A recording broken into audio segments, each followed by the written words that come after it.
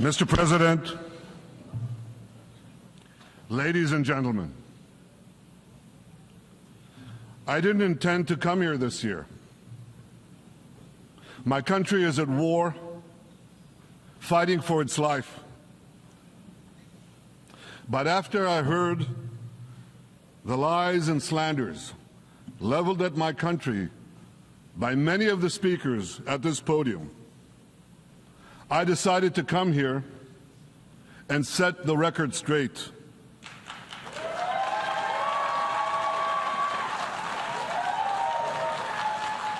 I decided to come here to speak for my people, to speak for my country, to speak for the truth.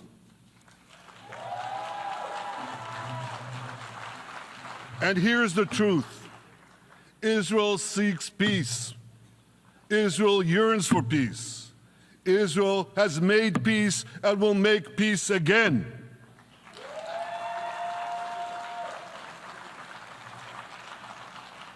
Yet we face savage enemies who seek our annihilation, and we must defend ourselves against these savage murderers.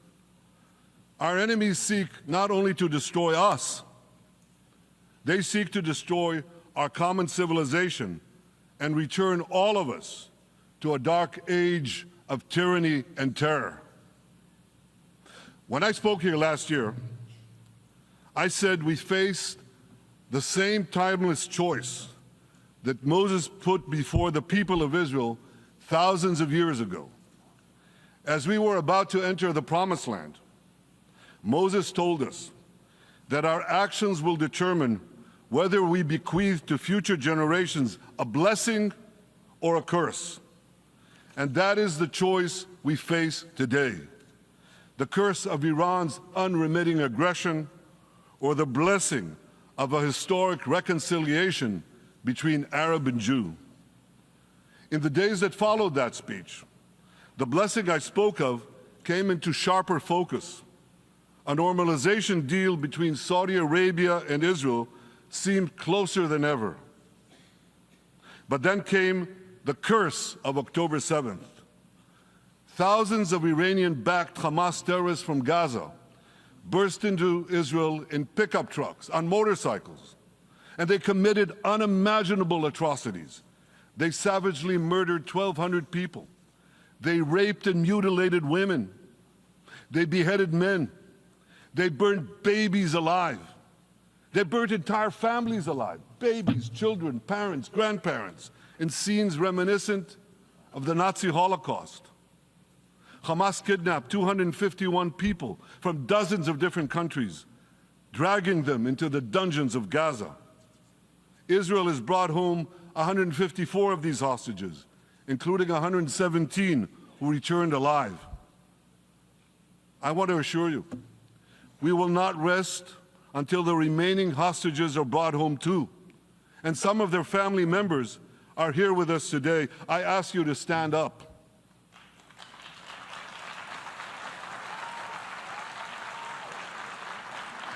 With us is Eli Stevie, whose son Idan was abducted from the Nova Music Festival. That was his crime. A music festival.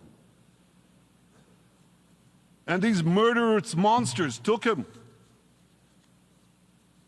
Kobe Smirno, whose son Jonathan was murdered, and his corpse was taken into the dungeons, into the terror tunnels of Gaza. A corpse held hostage. Salim al-Atrash, whose brother Muhammad, a brave Arab-Israeli soldier, was murdered. His body too was taken to Gaza. And so was the body of Ifat Hyman's daughter in Bar, who was brutally murdered at that same music festival. With us is Sharon Sharabi, whose brother Yossi was murdered, and who prays for his older brother Eli, who is still held hostage in Gaza. And with us too is Izhar Lifsich from Kibbutz Nir Oz, a kibbutz that was wiped out by the terrorists. Thankfully, we achieved the release of his mother Yocheved, but his father Oded is still languishing in an underground terrorist hell of Hamas. I again promise you, we will return your loved ones home. We will not spare that effort until this holy mission is accomplished.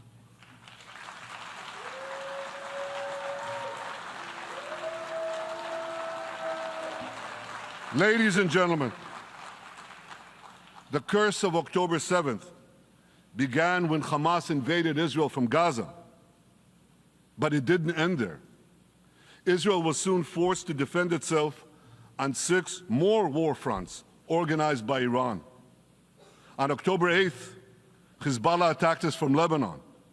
Since then, they fired over 8,000 rockets at our towns and cities, at our civilians, at our children.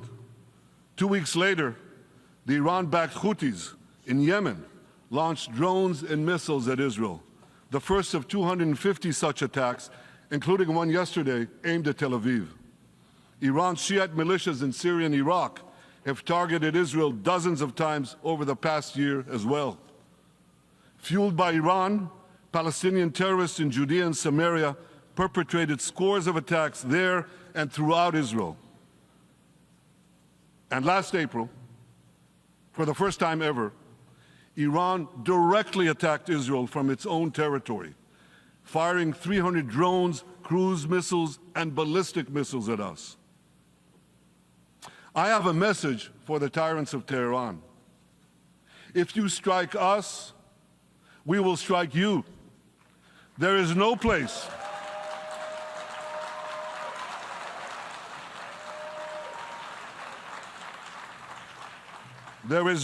in Iran that the long arm of Israel cannot reach, and that's true of the entire Middle East. Far from being lambs led to the slaughter, Israel's soldiers have fought back with incredible courage and with heroic sacrifice. And I have another message for this assembly and for the world outside this hall. We are winning.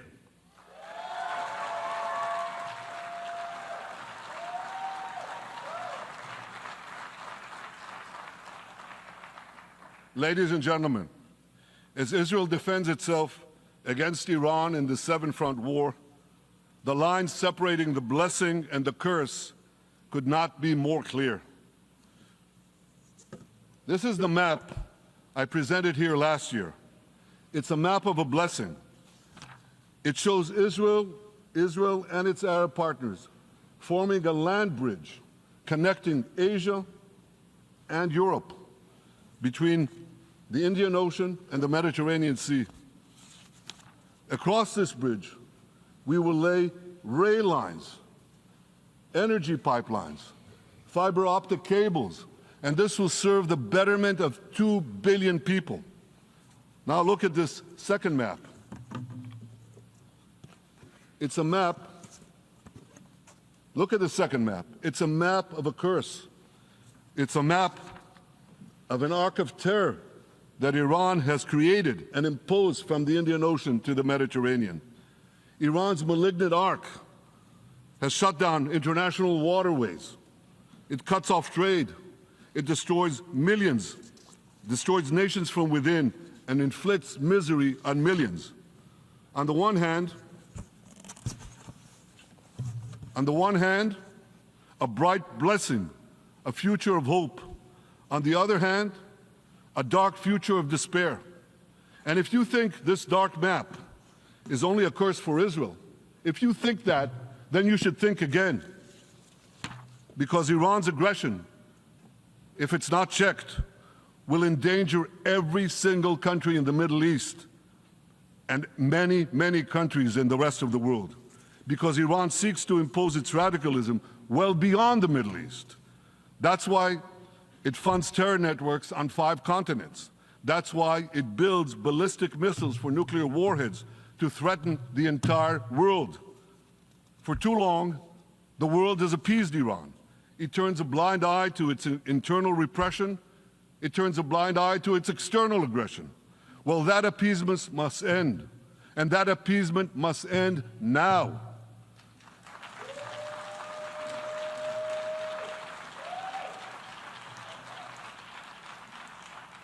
Nations of the world should support the brave people of Iran who want to rid themselves of this evil regime. Responsible governments should not only support Israel in rolling back Iran's aggression, they should join Israel. They should join Israel in stopping Iran's nuclear weapons program. In this body, in the Security Council, we're going to have a deliberation in a few months. And I call on the Security Council to snap back UN Security Council sanctions against Iran, because we must all do everything in our power to ensure that Iran never gets nuclear weapons.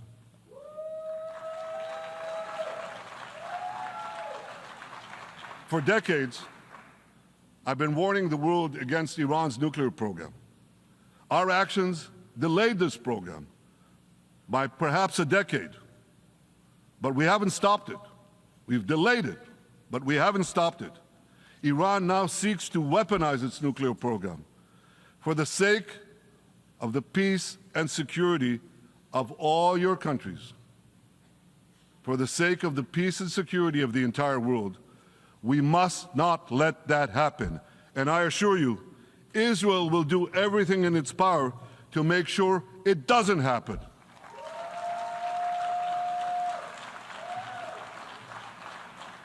So, ladies and gentlemen, the question before us is simple. Which of these two maps that I showed you will shape our future? Will it be the blessings of peace and prosperity for Israel, our Arab partners, and the rest of the world? Or will it be the curse in which Iran and its proxies spread carnage and chaos everywhere? Israel has already made its choice. We've decided to advance the blessing. We're building a partnership for peace with our Arab neighbors while fighting the forces of terror that threaten that peace. For nearly a year, the brave men and women of the IDF have been systematically crushing Hamas's terror army that once ruled Gaza. On October 7th, the day of that invasion into Israel, that terror army numbered nearly 40,000 terrorists. It was armed with more than 15,000 rockets. It had 350 miles of terror tunnels, an underground network bigger than the New York subway system, which they used to wreak havoc above and below ground. A year later, the IDF has killed or captured more than half of these terrorists, destroyed over 90% of their rocket arsenal, and eliminated the key segments of their terror tunnel network. In major military operations,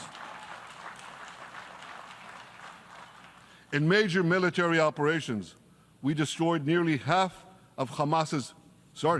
all of Hamas's terror battalions, 23 out of 24 battalions. Now, to complete our victory, we are focused on mopping up Hamas's remaining fighting capabilities. We are taking out senior terrorist commanders and destroying remaining terrorist infrastructure. But all the while, and I'll say this one more time, we remain focused on our sacred mission, bringing our hostages home, and we will not stop until that mission is complete. Now, ladies and gentlemen, even with Hamas's greatly diminished military capability, the terrorists still exercise some governing power in Gaza by stealing the food that we enable aid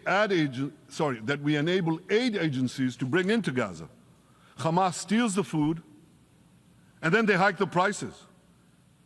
They feed their bellies, and then they fill their coffers with money that they extort from their own people. They sell the stolen food at exorbitant prices, and that's how they stay in power. Well, this too has to end, and we're working to bring it to an end.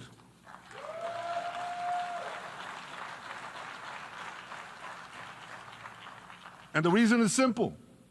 Because if Hamas stays in power, it will regroup, rearm, and attack Israel again and again and again, as it is vowed to do. So Hamas has got to go.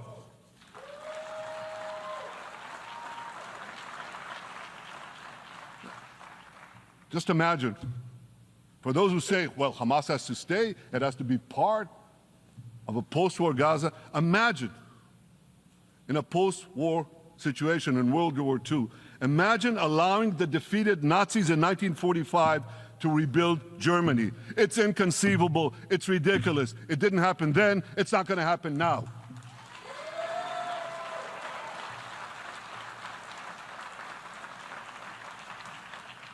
This is why Israel will reject any rule for Hamas in a post-war Gaza. We don't seek to resettle Gaza. What we seek is a demilitarized and de-radicalized Gaza. Only then can we ensure that this round of fighting will be the last round of fighting. We are ready to work with regional and other partners to support a local civilian administration in Gaza committed to peaceful coexistence. As for the hostages, I have a message for the Hamas captors. Let them go. Let them go. All of them.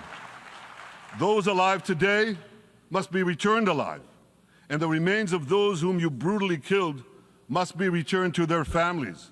Those families here with us today, and others in Israel, deserve to have a resting place for their loved ones, a place where they can grieve and remember them. This war, ladies and gentlemen, this war can come to an end now. All that has to happen is for Hamas to surrender, lay down its arms, and release all the hostages. But if they don't,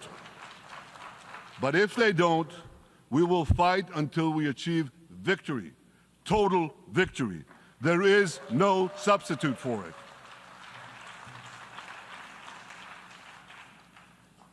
Israel must also defeat Hezbollah in Lebanon. Hezbollah is the quintessential terror organization in the world today. It has tentacles that span in all continents. It has murdered more Americans and more Frenchmen than any group except bin Laden. It's murdered the citizens of many countries represented in this room. And it has attacked Israel viciously over the last 20 years, in the last year, completely unprovoked. A day after the Hamas massacre, on October 7th, Hezbollah began attacks against Israel, which forced more than 60,000 Israelis on our northern border to leave their homes, becoming refugees in their own land. Hezbollah turned vibrant towns in the north of Israel into ghost towns. So I want you to think about this in equivalent American terms. Just imagine if terrorists turned El Paso and San Diego into ghost towns. Then ask yourself, how long would the American government tolerate that? A day? A week? A month? I doubt they tolerate it even for a single day. Yet Israel has been tolerating this intolerable situation for nearly a year. Well, I've come here today to say, enough is enough.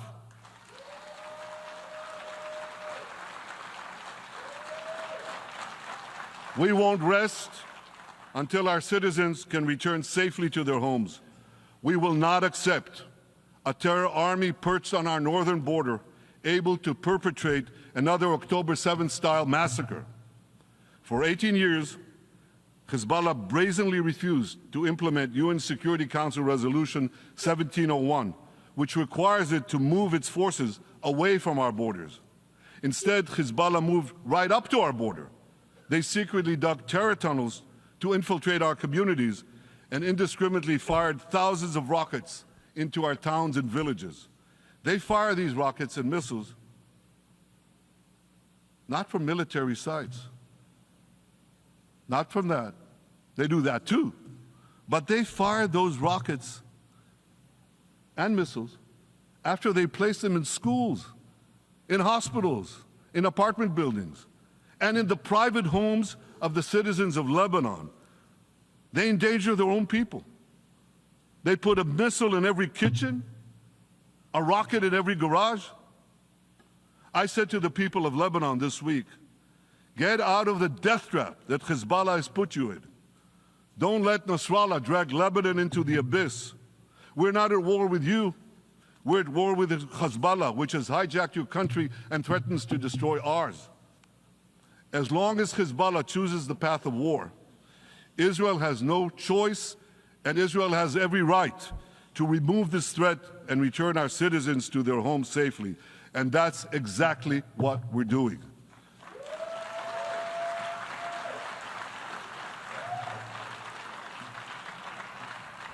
Just this week, the IDF destroyed large percentages of Hezbollah's rockets, which had built with Iran's funding for 3 decades. We took out senior military commanders who not only shed Israeli blood, but American and French blood as well. And then we took out their replacements, and then the replacements of their replacements. And we'll continue degrading Hezbollah until all our objectives are met.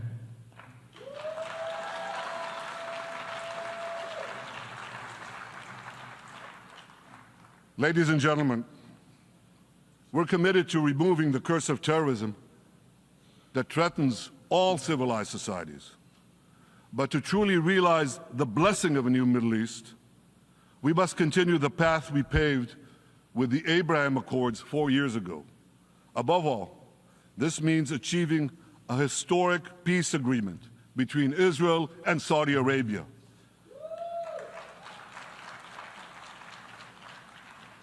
And having seen the blessings that we've already brought with the Abraham Accords, the millions of Israelis who've already flown back and forth across the Arabian Peninsula, over the skies of Saudi Arabia, to the Gulf countries, the trade, the tourism, the joint ventures, the peace, I say to you, what blessings such a peace with Saudi Arabia would bring. It would be a boon to the security and economy of our 2 countries. It would boost trade and tourism across the region. It would help transform the Middle East into a global juggernaut. Our 2 countries could cooperate on energy, water, agriculture, artificial intelligence, and many, many other fields. Such a peace, I'm sure, would be a true pivot of history. It would usher in a historic reconciliation between the Arab world and Israel, between Islam and Judaism, between Mecca and Jerusalem. While Israel is committed to achieving such a peace, Iran and its terror proxies are committed to scuttling it. That's why one of the best ways to foil Iran's nefarious designs is to achieve the peace. Such a peace would be the foundation for an even broader Abrahamic alliance. And that alliance would include the United States, Israel's current Arab peace partners, Saudi Arabia, and others who choose the blessing of peace. It would advance security and prosperity across the Middle East and bring enormous benefits to the rest of the world. With American support and leadership, I believe this vision can materialize, and much sooner than people think. And as the Prime Minister of Israel, I will do everything in my power to make it happen. This is an opportunity that we and the world should not let go by.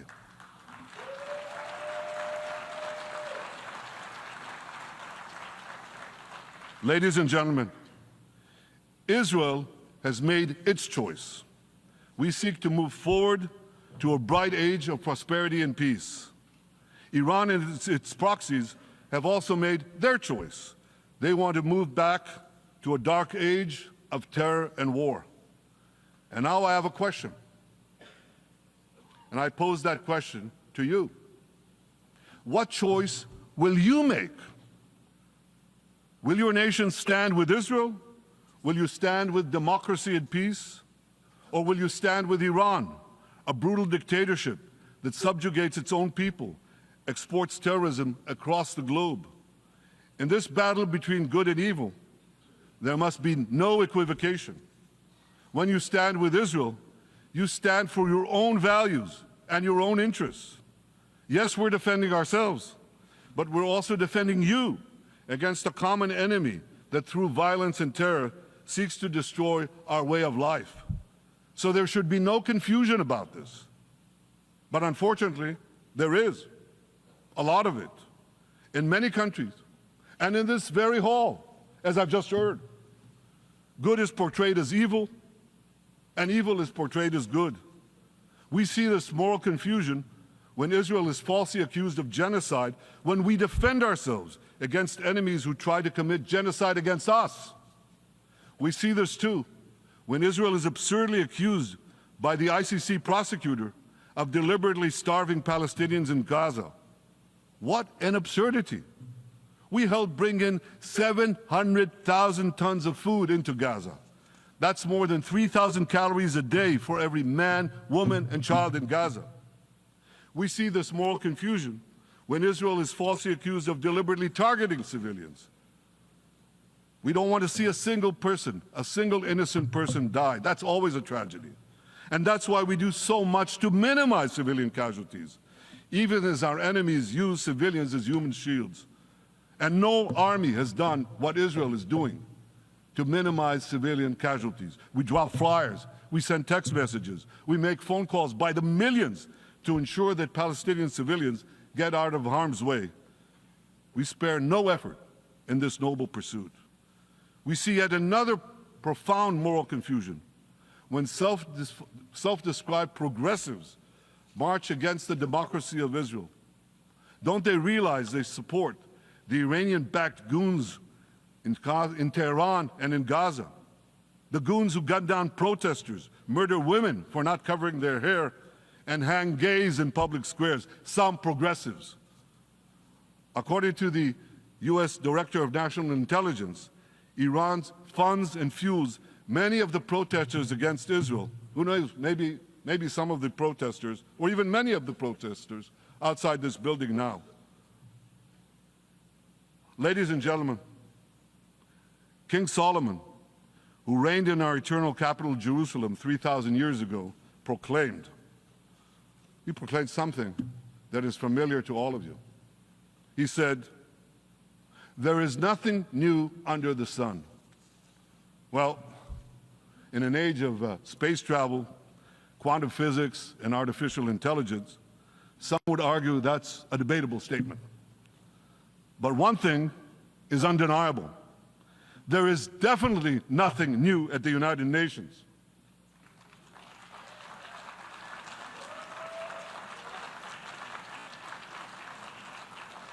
Take it from me. I first spoke from this podium as Israel's ambassador to the UN in 1984. That's exactly 40 years ago. And in my maiden speech here, I think it's the same podium, by the way. In my maiden speech here, I spoke against a proposal to expel Israel from this body. 4 decades later, I find myself defending Israel against that same preposterous proposal. And who's leading the charge this time? Not Hamas, but Abbas, Palestinian Authority President Mahmoud Abbas. This is the man who claims he wants peace with Israel. Yet he still refuses to condemn the horrific massacre of October 7th. He's still paying hundreds of millions to terrorists who murder Israelis and Americans. It's called pay for slay. The more you murder, the more you get paid. And he still wages unremitting diplomatic warfare against Israel's right to exist and against Israel's right to defend itself. And by the way, they amount to the same thing. Because if you can't defend yourself, you can't exist. Not in our neighborhood, certainly, and maybe not in yours. Standing in this podium 40 years ago, I told the sponsors of that outrageous resolution to expel Israel, "Gentlemen, check your fanaticism at the door." Today, I tell President Abbas and all of you who would shamefully support that resolution, check your fanaticism at the door. The singling out of the one and only Jewish state continues to be a moral stain on the United Nations. It has made this once respected institution contemptible in the eyes of decent people everywhere.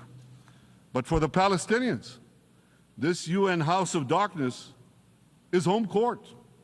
They know that in this swamp of anti-Semitic bile, there's an automatic majority willing to demonize the Jewish state on anything.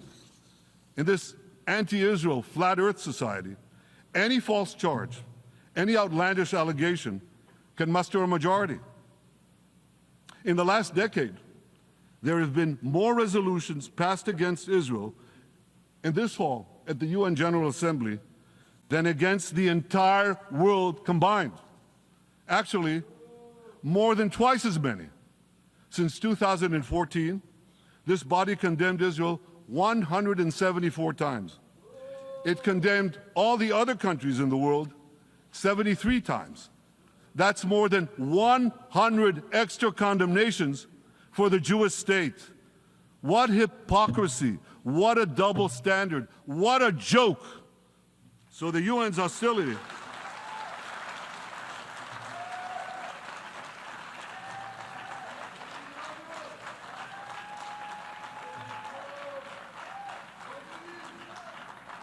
So all the speeches you heard today, all the hostility directed at Israel this year, it's not about Gaza. It's about Israel. It's always been about Israel's very existence. And I say to you, until the Jewish state is treated like other nations, until this anti-Semitic swamp is drained, the UN will be viewed by fair-minded people everywhere as nothing more than a contemptuous farce. Now, given the anti-Semitism at the UN, it should surprise no one that the prosecutor at the ICC, one of the UN's affiliated organs, is considering issuing arrest warrants against me and Israel's defense minister, the democratically elected leaders of the democratic state of Israel. The ICC prosecutors rushed to judgment. His refusal to treat Israel with its independent courts the way other democracies are treated is hard to explain by anything other than pure anti-Semitism. Ladies and gentlemen, the real war criminals are not in Israel. They're in Iran. They're in Gaza, in Syria, in Lebanon, in Yemen. Those of you who stand with these war criminals, those of you who stand with evil against good, with a curse against the blessing, those of you who do so should be ashamed of yourselves.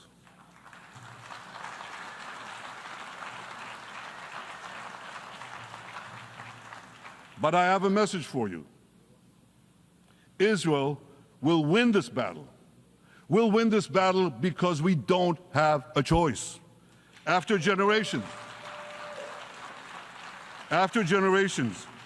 in which our people were slaughtered, remorselessly butchered, and no one raised a finger in our defense, we now have a state. We now have a brave army, an army of incomparable courage, and we are defending ourselves. As the book of Samuel says in the Bible, Netzach Yisrael lo yishaker. The eternity of Israel will not falter.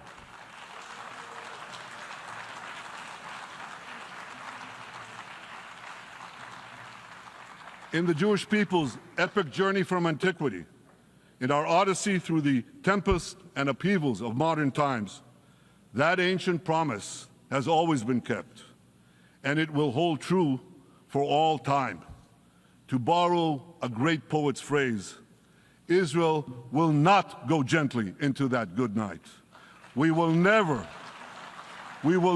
need to rage against the dying of the light, because the torch of Israel will forever shine bright.